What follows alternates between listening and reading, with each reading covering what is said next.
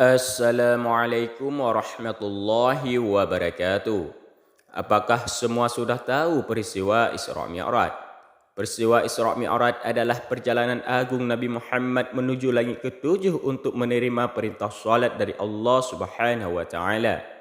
Kisah tersebut terjadi pada suatu malam pada tanggal 27 Rajab. Peristiwa singkat Isra Mi'raj Nabi Muhammad SAW.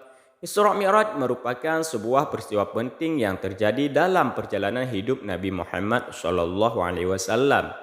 Dalam Isra Mi'raj, Rasulullah Muhammad SAW melakukan perjalanan dari Masjidil Haram di Mekkah ke Masjidil Aqsa di Yerusalem, Palestina menuju langit ketujuh kemudian ke Siratul Muntaha. Perjalanan yang menembus langit ketujuh itu hanya ditempuh satu malam di atas perintah Allah Subhanahu wa taala. Di sanalah Nabi Muhammad SAW menerima perintah dari Allah Subhanahu wa taala berupa salat 5 waktu.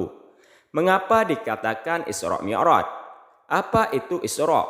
Isra adalah perjalanan baginda Rasulullah dari Masjidil Haram ke Masjidil Al-Aqsa. Dengan jarak antara kedua masjid itu adalah 1239 km. Waktu itu Rasulullah menaiki Burak ditemani malaikat Jibril alaihissalam dan malaikat Israfil alaihissalam. Apa itu Mi'raj? Mi'raj adalah perjalanan baginda Rasulullah SAW dari Masjidil Al-Aqsa ke Siratul Muntaha. Kemudian di perjalanan baginda bertemu nabi-nabi pada setiap langit sampai langit ketujuh. Sebenarnya Isra dan Mi'raj merupakan dua peristiwa berbeda. Namun karena dua peristiwa ini terjadi pada waktu yang bersamaan, maka disebutlah Isra Mi'raj. Dalam perjalanan bertemu Sang Pencipta, selain ditemani malaikat Jibril, Rasulullah mengendarai Burak, yakni hewan putih panjang, berbadan besar melebihi keledai dan bersayap.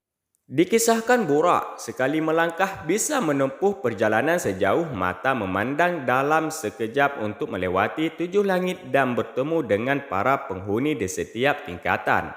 Dalam hadis tersebut dikisahkan, di langit tingkat pertama, Rasulullah SAW bertemu dengan manusia sekaligus wali Allah Subhanahu wa taala pertama di muka bumi, Nabi Adam alaihissalam.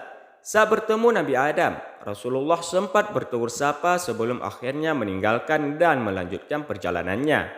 Nabi Adam membalasnya dengan membekali Rasulullah lewat doa agar selalu diberi kebaikan pada setiap urusan yang dihadapinya.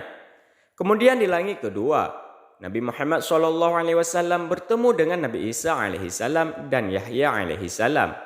Seperti halnya di langit pertama, Rasulullah disapa dengan ramah oleh kedua nabi pendahulunya.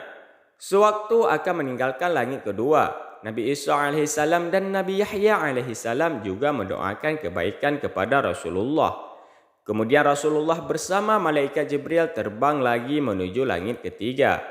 Lalu di langit ketiga, Rasulullah bertemu dengan Nabi Yusuf alaihissalam, manusia tertampan yang pernah diciptakan Allah Subhanahu wa taala di bumi. Dalam pertemuannya, Nabi Yusuf alaihissalam memberikan sebagian ketampanan wajahnya kepada Nabi Muhammad SAW. Dan juga di akhir pertemuannya, Nabi Yusuf alaihissalam memberikan doa kebaikan kepada Nabi terakhir itu. Setelah berpisah dengan Nabi Yusuf alaihissalam di langit ketiga, Nabi Muhammad melanjutkan perjalanan dan sampailah dia ke langit keempat.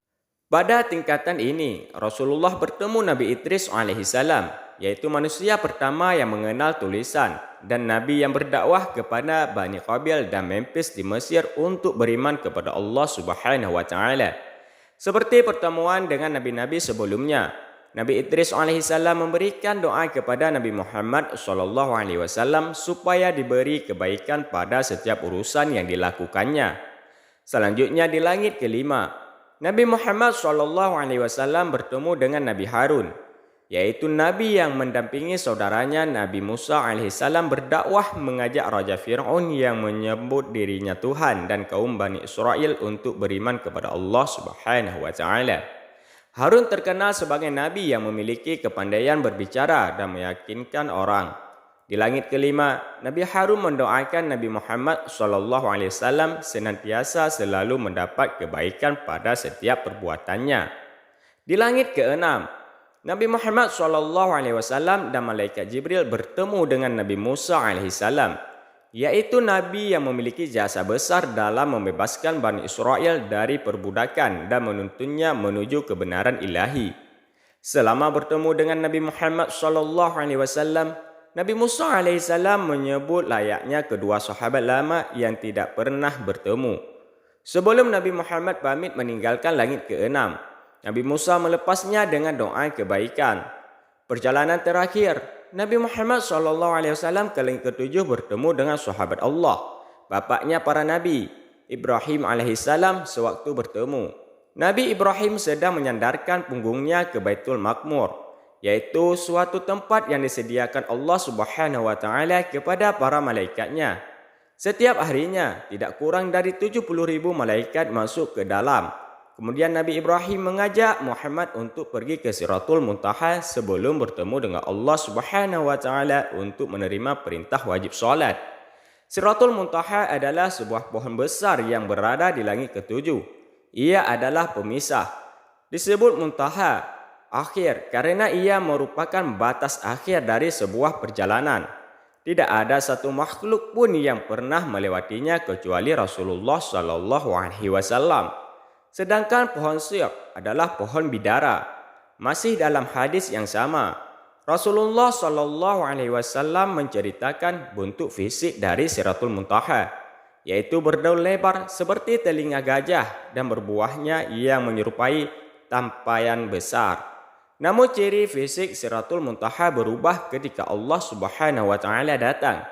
Bahkan Nabi Muhammad SAW sendiri tidak bisa berkata-kata menggambarkan keindahan pohon Siratul Muntaha. Pada kepercayaan agama lain, Siratul Muntaha juga diartikan sebagai pohon kehidupan. Di Siratul Muntaha inilah Nabi Muhammad berdialog dengan Allah Subhanahu wa taala untuk menerima perintah wajib salat 5 waktu dalam sehari. Perjalanan Rasulullah saat itu tidaklah mudah. Meskipun beliau dimuliakan Allah Subhanahu wa taala, tetap saja Nabi Muhammad SAW dihadapkan dengan berbagai godaan. Godaan pertama, ketika Nabi ditawari meminum khamar atau susu, namun Rasulullah lebih memilih susu. Selama perjalanan Nabi Muhammad SAW juga selalu diganggu dengan panggilan dari syaitan, iblis dan perempuan penggoda. Ketika mencapai Siratul Muntaha di langit ke-7, maka perjalanan Nabi Muhammad SAW dalam menerima perintah Allah Subhanahu wa taala telah berakhir. Perintah yang diterima Rasulullah saat itu yaitu berupa perintah salat 50 waktu dalam satu hari. Namun ketika menerimanya, Nabi Muhammad SAW diperingatkan oleh Nabi Musa AS untuk memperhatikan kemampuan umatnya. Menyadari hal itu membuat Nabi Muhammad SAW meminta keringanan pada Allah Subhanahu wa taala sehingga perintah solat diringankan menjadi 5 waktu dalam sehari.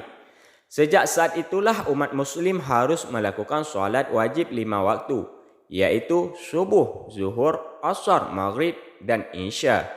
Dengan adanya kisah perjalanan ini semoga dapat mempertebal keimanan dengan tidak meninggalkan solat 5 waktu yang disyariatkan. Peristiwa Isra Mi'raj juga telah tertuang dalam Al-Quran surah Al-Isra. Maha suci Allah yang telah memperjalankan hambanya pada suatu malam dari Al-Masjidil Haram ke Al-Masjidil Aqsa yang telah kami berkahi sekelilingnya agar kami perlihatkan kepadanya sebagian tanda-tanda kebesaran kami. Sesungguhnya dia adalah maha mendengar lagi maha melihat. Demikian kisah tentang bagaimana peristiwa Isra Mi'raj terjadi. Semoga selalu jadi pengingat kita untuk tetap menjalankan perintah Allah Subhanahu wa taala. Amin ya rabbal alamin.